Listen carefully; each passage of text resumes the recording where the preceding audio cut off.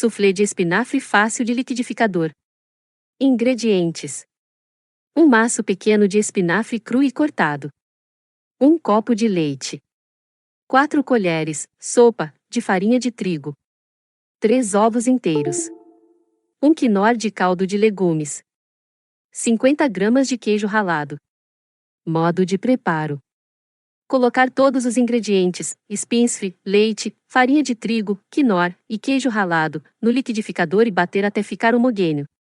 Despejar em um refratário untado e enfarinhado. Levar ao forno pré-aquecido por uns 30 ou 40 minutos ou